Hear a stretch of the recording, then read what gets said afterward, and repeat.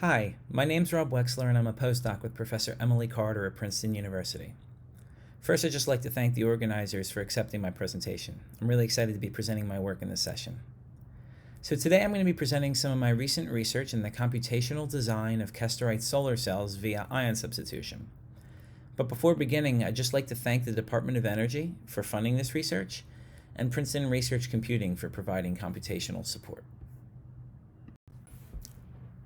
So in the last 70 years or so since the invention of the first practical solar cell, there have been a number of materials that have been developed for the purpose of absorbing solar radiation. These include, but certainly aren't limited to, silicon, copper indium gallium selenide, or CIGS for short, cadmium telluride, and more recently, the methylammonium lead iodide-based hybrid organic-inorganic perovskites. These materials, though, aren't without their limitations. For example, silicon requires expensive high-temperature processing to remove impurities. CIGS contains indium, which is rare. Cadmium telluride contains cadmium, which is toxic. Methylammonium lead iodide contains lead, which is toxic. And more generally, the class of hybrid organic-inorganic perovskites tend to be unstable, especially in humid environments. For these reasons, Kesterite solar cells, based on the prototype composition dicopper zinc tin tetrasulfide, or CZTS for short, are especially promising because they're easy to make, made from abundant and non-toxic elements, and stable. Unfortunately, though, their efficiencies are rather low. For example, I show here the efficiency of the Champion device is 12.6%, which is approximately half that of the Champion devices for the previously mentioned materials. Additionally, this efficiency hasn't improved since 2013, and this is largely believed to be due to the formation of defects, where, for example, I'm going to show here the formation of a copper on zinc, zinc on copper antisite cluster, where copper occupies a zinc site in the lattice and a zinc now occupies a copper site in the lattice. And this particular defect has been shown to induce band gap fluctuations that reduce the open circuit voltage. So while our broader goal is to use density functional theory, or DFT calculations, to find ways to suppress defect formation in Kesterite solar cells, we first need to define a computational approach for calculating the quantities of interest, which in our case are defect formation energies, which control defect concentrations in the crystal. The equation here shows the typical approach for calculating defect formation energies. The first two terms are the total energies of the bulk supercell, both with and without the defect. The third term is the energy change associated with exchanging n particles of species I with its respective reservoir, whose chemical potential mu is determined from the phase diagram. The last two terms deal specifically with charge defects, which we haven't considered here. So in this talk, I'll be focusing on neutral defects, which are equally as important as charge defects, but much easier to calculate. And having defined a computational approach for calculating defect formation energies, we're now faced with a dilemma that's typical in computational solid-state inorganic chemistry, which is deciding upon which exchange correlation, or XC functional, to use. Here on the right, I've shown the so-called Jacob's ladder of DFT, where higher rungs correspond to higher energy and electron density accuracy. In this talk, I'll be focusing on the generalized gradient approximation, or GGA, which includes the first derivative of the electron density in its treatment of electron exchange and correlation, and the meta-generalized gradient approximation, or meta-GGA, which also includes the second derivative. In particular, I'll be focusing on the GGA of Purdue, Burke, and Ernzerhoff, which is typically called PBE, and the SCAN meta-GGA. If you're interested in more details about our benchmarking, then I'd point you to our recently published paper in Physical Review B. The methodological journey from PBE to SCAN still might leave us far from our desired destination, which is chemically accurate DFT calculations. And to get there, there's, generally speaking, two paths. The first is to scale the mountain of correlated wave function methods. And while these methods are extremely accurate, they tend to be computationally intractable for the system size necessary to study point defects in crystals. So the path we've taken is to use Hubbard U corrections, which in our case corrects the electron exchange interaction in transition metals by energetically penalizing the over-delocalization of their d electrons. Another interaction that's often missed by semi-local XC functionals like PBE and SCAN is the van der Waals interaction. So to include this, we've also considered van der Waals corrections such as the semi-empirical D2 correction of Grimme. Before using DFT to design new Kesterite solar cell materials, we first wanted to evaluate the performance of different XC functionals in predicting defect formation energies. To that end, the plot on the left shows defect formation energies calculated for 3 simple and similar defects: the copper on zinc antisite, which generates 1 hole, the zinc on tin antisite, which generates 2 holes, and the copper on tin antisite, which generates 3 holes. And we calculated defect formation energies using 4 different schemes: PBE, PBE plus Hubbard U, SCAN, and SCAN plus Hubbard U. The first thing that we found is that as you go from copper on zinc to copper on tin, or as you go from a defect generating 1 hole to one generating 3 holes, that the standard deviation of the DFT predicted defect formation energy tends to increase, and that this correlates with the number of holes generated by the defect.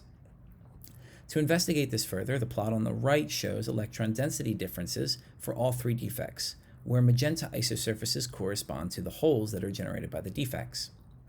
And it's quite clear that as you go from the copper on zinc to copper on tin antisite, that the diffusivity of the holes increases.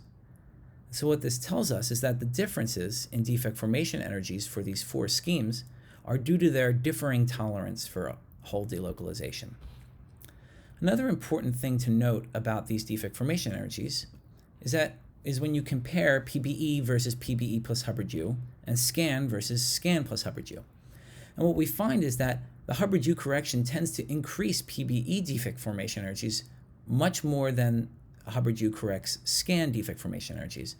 But this makes sense because SCAN includes both the first and second derivatives of the electron density in its treatment of an electron exchange and correlation, and therefore should include more of the electron exchange interaction.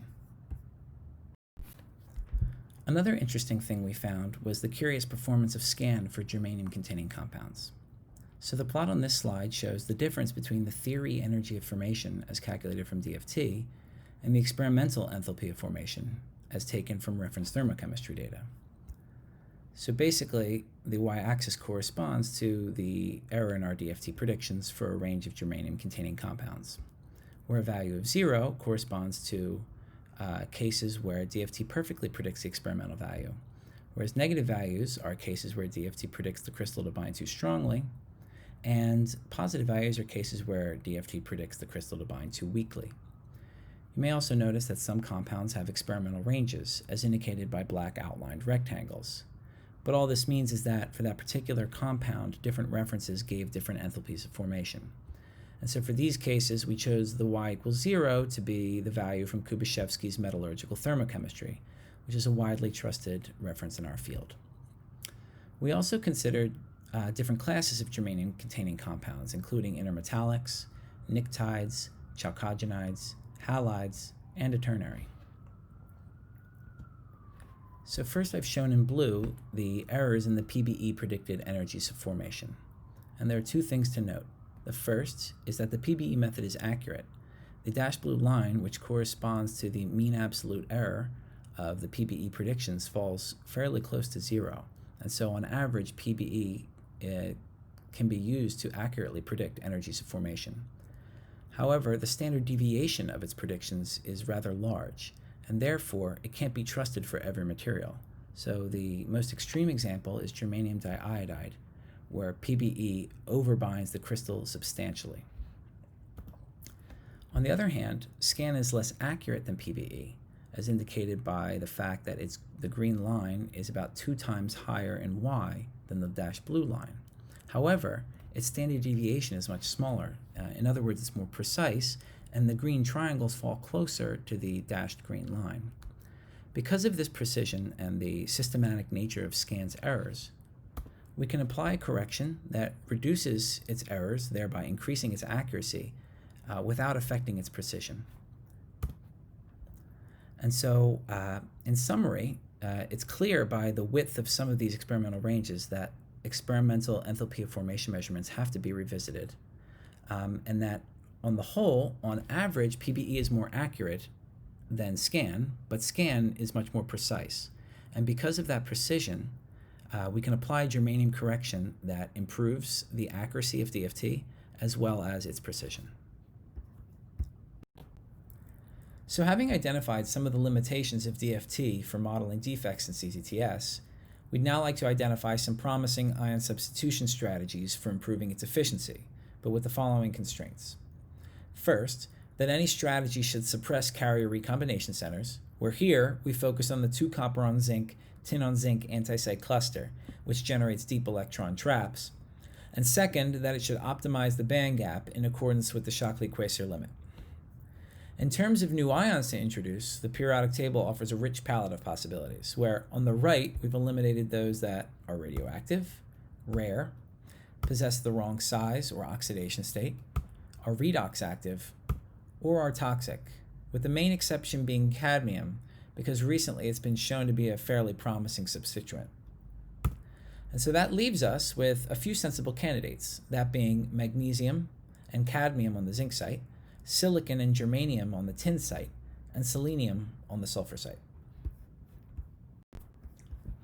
This slide shows a schematic roadmap through Kesterite design space, where the vertical axis corresponds to the band gap, the center of it being the optimal Shockley-Queisser band gap, and the concentration of carrier recombination centers decreases from left to right. Starting from CZTS, we first find that complete magnesium substitution increases the concentration of carrier recombination centers, whereas complete silicon substitution decreases their concentration substantially, but gives too high a band gap. Next, we look at germanium substitution and find that while complete substitution suppresses the formation of carrier recombination centers, germanium, like silicon, increases the band gap, but this time the increase is small enough to be dealt with via selenization. And while selenization can restore the band gap to its optimal value, it also slightly promotes the formation of carrier recombination centers.